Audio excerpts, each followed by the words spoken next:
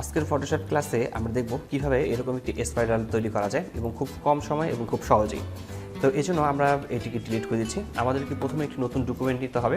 ফাইলে ক্লিক করছি, new click করব এবং ডকুমেন্টের সাইজ থাকতে হবে আমাদের এখানে 800 এবং নিচের দিকে ওয়াইটও থাকছে 800। দেন আমরা ওকে লেখাতে ক্লিক করব। এরপর আমাদেরকে একটি গাইড টেনে নিতে হবে। উপরের দিক থেকে গাইড নিয়ে এসেছি, মাঝখানে আমরা একটি গাইড টেনে নেব।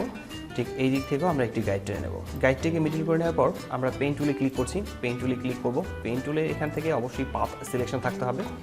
এরপর আমরা পেন টুলের এখানে মিডল পয়েন্টে একবার ক্লিক করব, উপরের কর্নারে একবার ক্লিক করছি, এই কর্নারে ক্লিক করব, আবার নিচের দিকে মিডল পয়েন্ট যেখান থেকে শুরু করেছিলাম সেখানে আবার ক্লিক করব। এই ছবিটিকে জুম করতে হবে, জুম করে দেখতে হবে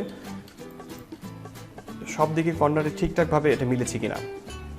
যেহেতু এটা মিলেনি সেক্ষেত্রে আমরা ডিরেক্ট সিলেকশন টুল সিলেক্ট করছি। এরপর আমরা এটাকে সিলেক্ট করে নেব এবং এটাকে মিলানোর চেষ্টা করব। এইদিকে মিলিয়ে নিচ্ছি এবং অন্য সাইডগুলো মিলেছে কিনা সেটাও আমরা দেখে নেব।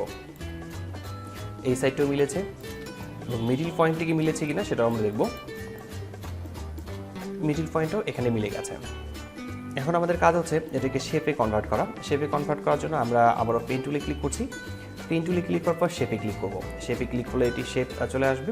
এরপর এই যে সিলেকশনটি আছে এই সিলেকশনটিকে মূলত এখান থেকে রিমুভ করতে হবে। এই জন্য আমরা পেন টুলে ক্লিক করছি। পেন টুলে ক্লিক করার পর কন্ট্রোল প্রেস করে আমরা যদি এখানে ক্লিক করি তাহলে এর সিলেকশনটা এখান থেকে উঠে যাবে। তো এর মূলত কালার চেঞ্জ করতে হবে। কালার চেঞ্জ করার জন্য আমরা এখান থেকে রেক্ট্যাঙ্গেলে ক্লিক করছি। রেক্ট্যাঙ্গেলে ক্লিক করার পর ফিল ক্লিক করব, ফিল কালারটাকে এখান থেকে নান করে নেব এবং স্ট্রোক কালারে ক্লিক করে এখান থেকে যে কোনো কালার আমরা অ্যাপ্লাই করতে পারি। আমি এখান থেকে স্ট্রোক কালার এটি অ্যাপ্লাই করছি। দেন এখান থেকে সাইজ আমি রাখছি খুব কম রাখবো, আমি একটু ছোটো করে রাখবো এটাকে। স্ট্রোকের সাইজ আমি এখান থেকে 70 পর্যন্ত রাখবো। দেন এই যে শেপটি আছে এই শেপটিকে আমরা এটা কপি করে নেব। কন্ট্রোল জে প্রেস করে আমরা এটাকে কপি করে নিচ্ছি। কন্ট্রোল টি প্রেস করে ফ্রি ট্রান্সফর্ম টুল সিলেক্ট করব এবং কন্ট্রোল অল্টার শিফট প্রেস করে আমরা একে একটু ছোট করে নেব। একটু ছোট করে নেওয়ার পর আমরা এটিকে রোটেট করব। আমরা একটু রোটেট করে নিচ্ছি এবং এই কর্নারটি এখানে মিলবে, এটাকে এখানে মেলাতে হবে এবং এটাকে এখানে মেলাতে হবে। একটু জুম করে নিচ্ছি, আবার অ্যারো কি প্রেস করে আমরা এটাকে মেলানোর চেষ্টা করছি। অ্যারো কি প্রেস করে আমরা এটাকে মিলিয়ে নিয়েছি। দেন চেক মার্কে ক্লিক করব। এবার এই শেপটি সিলেকশন থাকা অবস্থায় কিবোর্ড থেকে কন্ট্রোল অল্টার শিফট চেপে ধরে আমরা টি প্রেস করতে থাকবো। আমরা এখানে টি প্রেস করতেই থাকবো।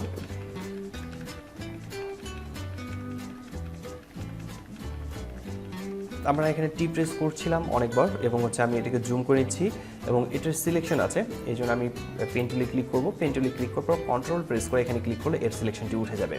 এরপর আমরা আবারও এটাকে ছোটো করে নিচ্ছি। তো এই দুইটি শেপকে সিলেক্ট করে নেওয়ার পর গ্রুপ করে নিতে হবে। কন্ট্রোল জি প্রেস করে গ্রুপ করে নিচ্ছি। গ্রুপ করে নেওয়ার পর এই গ্রুপটাকে আমরা একটু কপি করে নেব। আবার এই গ্রুপটাকে সিলেকশন রেখে কন্ট্রোল জে প্রেস করে আমরা একটা কপি করব। কন্ট্রোল টি প্রেস করব। কন্ট্রোল টি প্রেস করার পর এর অ্যাঙ্কার পয়েন্টটিকে ধরে আমরা মিডল পয়েন্টটিকে ধরে মাঝখানে এখানে রেখে দিচ্ছি এবং এখানে রাইট বাটন ক্লিক করার পর আমরা এখান থেকে ফ্লিপ ভার্টিক্যাল লেখাতে ক্লিক করছি। রাইট বাটন ক্লিক করে নিচের দিকে ফ্লিপ ভার্টিক্যাল লেখাতে ক্লিক করছি, এটা নিচের দিকে আসছে।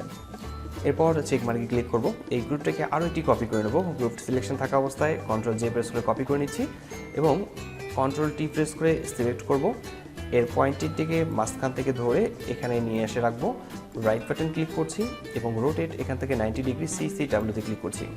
আবার চেক মার্কে ক্লিক করব। এবার এই গ্রুপটাকে আবারও সিলেক্ট করা অবস্থাতে আমরা কন্ট্রোল জে প্রেস করে কপি করে নেব। কিবোর্ড থেকে কন্ট্রোল প্রেস করে টি প্রেস করব এবং মাঝখানের এই পয়েন্টারটিকে ড্র্যাগ করে ধরে এখানে মিডল পয়েন্টে নিয়ে আসছি। রাইট বাটন ক্লিক করব। এরপর এখান থেকে ফ্লিপ হরিজন্টালি ক্লিক করব, তাহলে এটা এই দিকে আসছে। তো এরপর আমি চেক মার্কে ক্লিক করছি। চেক মার্কে ক্লিক করার পর এই সবগুলো গ্রুপকে আবার সিলেক্ট করে নেওয়ার পর আবারও একটি গ্রুপ করে নেব। এই গ্রুপটাতে এখন যদি আমরা এখানে ডাবল ক্লিক করি, ডাবল ক্লিক করার পর আমরা এখান থেকে পাচ্ছি গ্রেডিয়েন্ট ওভারলে, এখানে ক্লিক করব। এরপর আমরা চাইলে এখানে গ্রেডিয়েন্ট ব্যবহার করতে পারি। এখান থেকে যে কোনো গ্রেডিয়েন্ট আপনারা ব্যবহার করতে পারেন। যেমন আমি এখান থেকে এই গ্রেডিয়েন্টটি ব্যবহার করছি। দেন ওকে লেখাতে ক্লিক করছি। এখন কিবোর্ড থেকে কন্ট্রোল প্রেস করে এইচ প্রেস করে এর গাইডটাকে আমরা এখান থেকে উঠিয়ে দেব। দিচ্ছি।